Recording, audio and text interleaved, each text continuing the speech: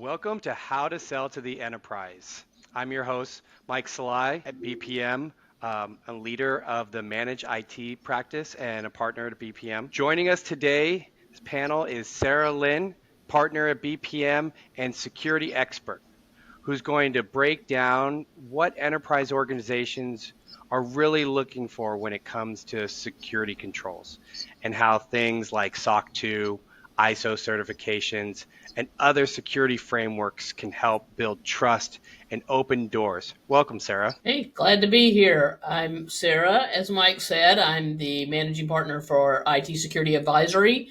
A little bit of compliance, a lot of security programs and operations. Glad you're here, Sarah. We're also got Andrew Moore of the Escrow company, who will discuss business continuity, and specifically how software escrow can address enterprise concerns around vendor insolvency and ensure even if the worst happens, operations don't skip a beat. Welcome, Andrew. Yes, hi. I have been in the software escrow industry for a little over 25 years. I'm an account manager at the escrow company, and I look forward to our time here. At BPM, we've helped organizations solve complex problems. We've helped our clients gain traction in the small, medium-sized companies, but breaking into the enterprise organization is a different challenge and tougher to crack. Make no mistake, enterprise companies need innovative solutions just as much, if not more, but getting into that door can be tricky.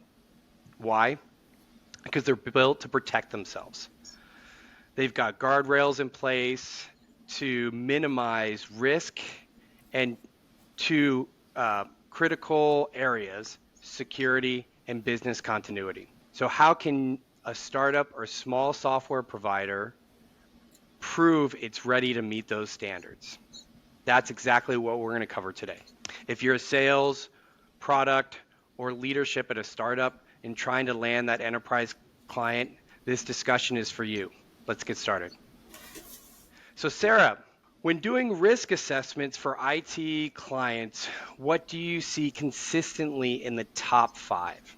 Well, for sure, the top 5 that would come up in a risk assessment are inaccurate policies, some that have been written but are not adhered to, that type of thing.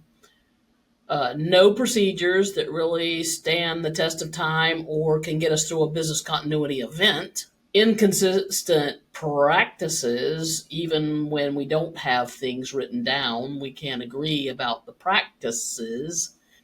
And then sometimes no one's checking the checker. So the checker, someone's writing it and doing it and saying they're doing it, and no one's really doing the checking like an internal audit or managed review.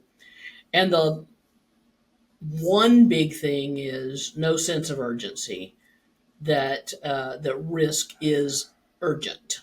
No sense of urgency. Sarah, is there any risks around third-party risks that you see come up on that list at all? Well, I would say for sure, just assessing the risk of a third party at all starts to be the number one risk. People don't necessarily always assess the risk associated with a third party, or they don't prioritize the risk. They make them all the same. Like, I did it, it's done, it's over here in this folder, and I'm good. So it's not based on any type of criticality or prioritization or importance to the business.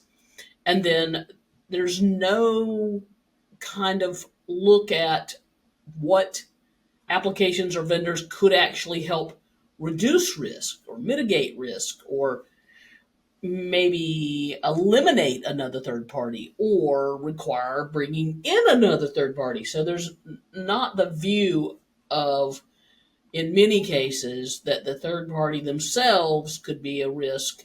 Even if your intent was then to eliminate risk, it might actually add risk. So how are you seeing enterprise organizations lower that third-party risk? What are they doing to protect themselves? Well, they're usually creating security programs and workbooks and things like that that lead to certifications, attestations, authorizations.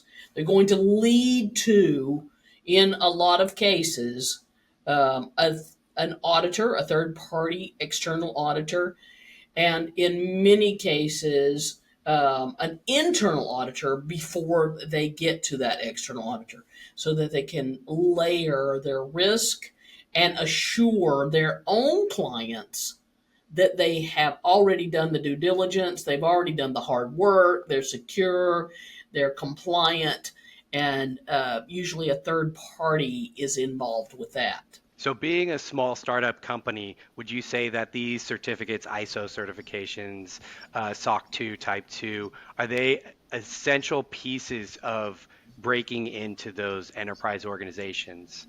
Yeah, for sure. I mean, an enterprise organization that's already SOC 2, ISO, HIPAA compliant, GDPR compliance, FedRAMP, Texas State RAMP, North Carolina State RAMP, whatever they are, they're not going to readily accept someone who doesn't have certifications, attestations, authorizations, and in some cases they cannot. It just depends on how deeply embedded they already are in their own authorization process. So, having some type of certification, attestation, authorization will help immensely in the sales cycle if you can provide that third party certificate, attestation, authorization letter to your potential client or prospect and say, listen, we've already been through this. We've done the hard work.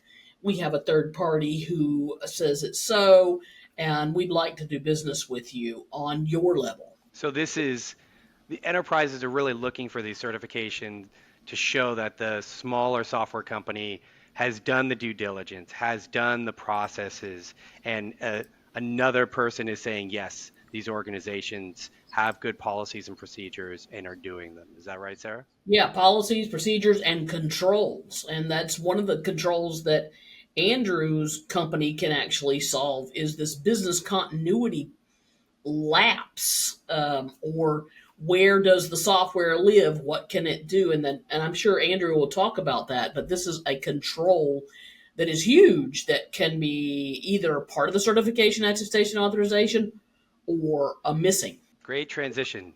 So Andrew, let's start asking you some questions. So, why would a small startup software company bring software escrow to the table? Yeah, good question, Mike. I think before I get into that, however, maybe it'd be a good idea if I could talk a little bit about what software escrow is and how it works. That sounds great. Yes. So, software escrow has been around since around the 1980s. It was originally to provide business continuity support for customers licensing on-premise critical software. The way it works is the software supplier would deposit with the software escrow provider their source code and support materials. Pretty simple. The software escrow company is a neutral third party that would then securely hold those materials in a vault on behalf of the beneficiary or end user. We would release those materials to the beneficiary under certain conditions that would trigger a release of those materials, such as bankruptcy or default. I want to first note before I move on that before any materials would be released to the beneficiary, we would first notify the software supplier of their request to release those materials, and the software supplier would then have the opportunity to contest the release so that we're not releasing their intellectual property to a beneficiary without certain controls around that. The idea is that by gaining access to those escrow materials, the customer would be able to make modifications to the code to enable them to continue to maintain operations that rely on the technology. Now, these days, most applications are SaaS, and so that model has changed a little bit. Under today's circumstances, we would typically hold in escrow critical assets such as deployment scripts, the SaaS environment, data, or even access credentials for the hosting provider such as AWS or Azure.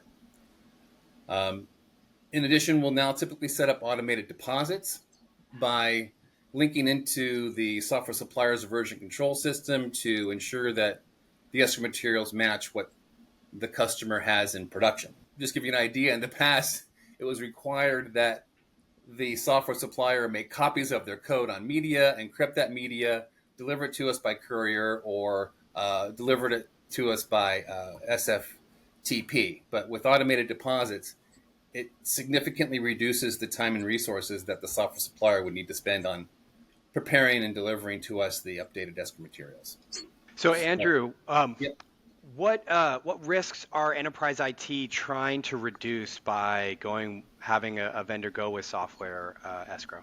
Yeah. So the risk that exists between a software supplier that's trying to enter into an enterprise company is that there needs to be some trust that's built, and I can go over that a little bit. Software escrow is really a benefit for software suppliers because it, in my opinion, it proves to their customers that they're prepared to address their concerns about business continuity up front. This is important because it demonstrates professionalism and signals to the clients that the software supplier is serious about having a long-term relationship, which can be really a decisive factor when they're looking at multiple vendors. As background, if you look at any company's annual report, it'll have a section on operational risk and how they rely on third parties for some of their IT systems. They have protections in place should they lose functionality and support for such a critical application. In addition, many industries such as finance and healthcare have regulations to meet regarding business continuity protection for their critical licensed software. So for a software supplier, by setting up a software escrow agreement up front, they can take this concern about business continuity protection kind of off the table so that they can then concentrate on meeting their clients' requirements, which can theoretically shorten the sales cycle or at least help them in making a sale to a new prospect. It's also important because vendors who have an existing software escrow agreement in place can more easily satisfy due diligence requirements when working with enterprise companies. My opinion, I find that clients who feel secure in their vendor relationships tend to be more likely to remain loyal, maybe expand their usage, or even recommend the vendor to others. So would you say that one of the biggest risks that third party or enterprise IT is trying to eliminate by using software escrow would be business continuity, being able to continue doing business in case something happens? Yes, that's the whole idea, is that these enterprise companies are going to have requirements for business continuity protection. The best practices would be to introduce software escrow as a part of your standard offering during the sales process up front. You can even tailor the release events to address specific client concerns or industry requirements, that sort of thing. That's great. So what I loved about what we talked about today was smaller software companies, they have innovative solutions. They're agile, and both Sarah and Andrew gave great examples how you can look at security and business continuity in a different way. It's not just a checkbox. It can be an enabler to help you get in to the clients that you want to service, the enterprise organizations. And so I just want to close today's, if any organization or software company needs help getting over these humps, helping build a SOC 2 Type 2 program in their organization, looking for software escrow, we're here to help.